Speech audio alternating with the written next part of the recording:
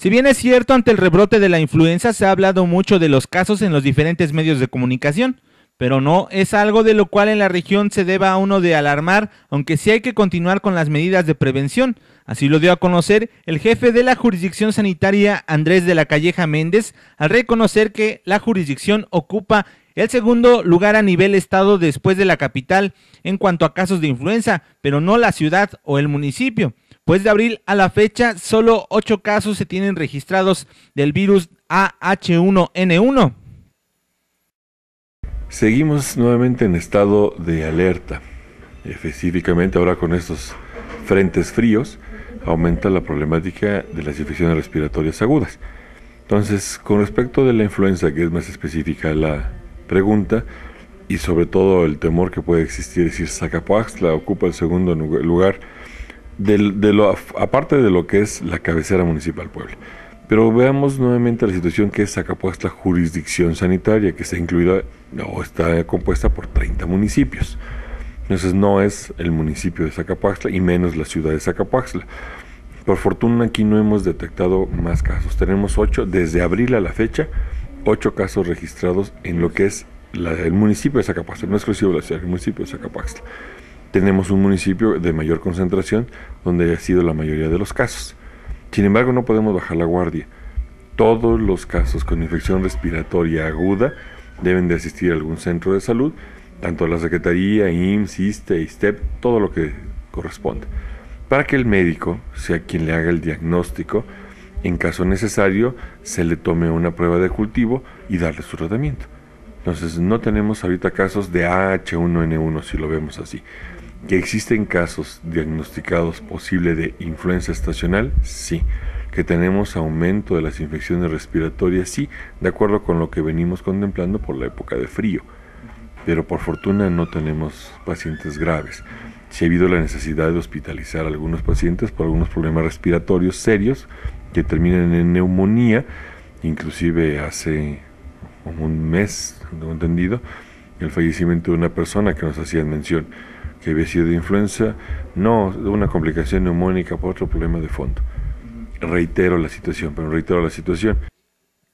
Es por ello la importancia de continuar en alerta, pero la mejor prevención inicia desde una buena alimentación, lo que fortalece nuestras defensas y nos ayuda a ser menos propensos a un contagio. Cualquier enfermedad que pudiéramos considerarla grave es mortal si hay un padecimiento de fondo. Si entonces nuestra inmunidad está disminuida por una mala nutrición, por un problema crónico degenerativo, por un problema oncológico. Es como las enfermedades se vuelven mortales, no son mortales de naturaleza, en el caso de lo que estamos hablando de las infecciones virales, ¿no? La importancia de llevar una buena alimentación. Claro, o sea, la importancia de llevar una alimentación de calidad. El comer en cantidad no implica que comamos en calidad.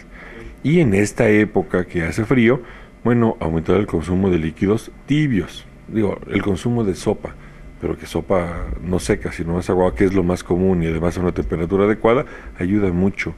El consumo de líquidos, no necesariamente fríos, sino el medio ambiente es mucho mejor porque nos mantenemos bien. A pesar que digan, bueno, estamos en el ambiente que está húmedo, sí, pero es importante mantenerse en buena coordinación con el ambiente.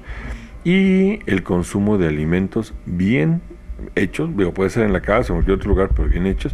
El consumo de verduras, ese es muy importante, de acuerdo con las capacidades económicas de cada quien, eso da el hecho, ¿no?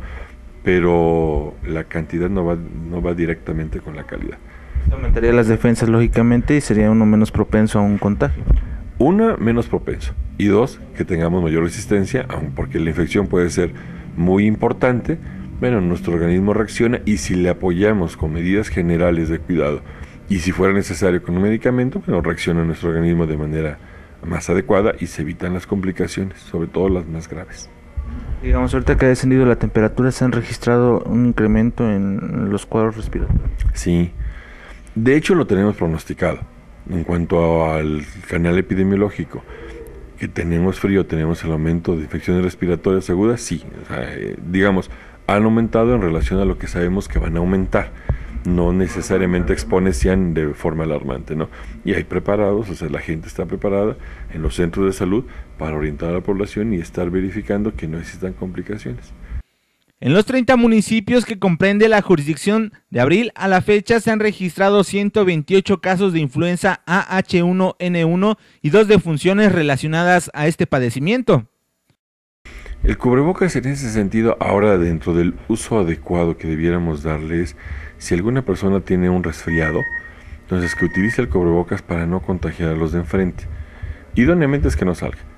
Digo, eso será lo ideal.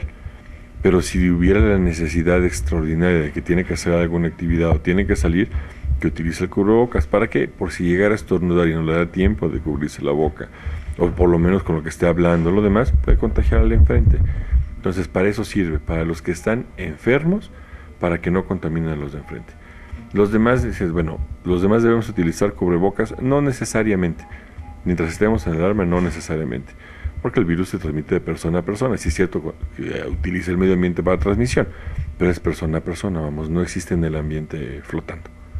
Las medidas, digamos, en las instituciones educativas han tenido reuniones incluso con la misma Secretaría de Educación Pública, ¿no? Se deben de regresar a los...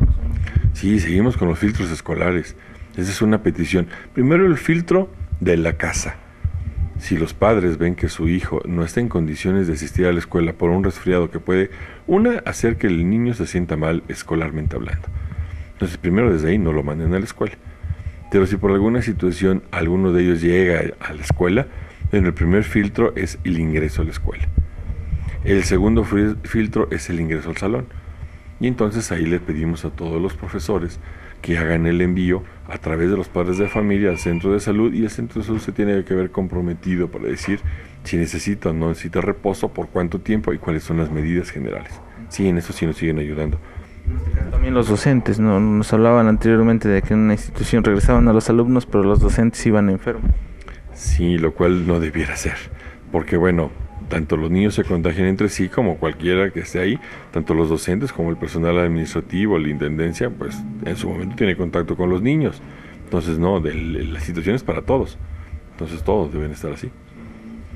En relación de los casos, más o menos, ¿cuántos son a nivel jurisdicción de lo que va de abril a la fecha en cuanto a influenza H1? Tenemos registrados 128 casos. 128 casos en toda la jurisdicción. Que lo que tenemos, me decías, ¿cuántos han fallecido por esta causa? Solamente tenemos dos que sí están orientados muy directamente hacia ese diagnóstico de fallecimiento. Para SBC Noticias, José Rosas.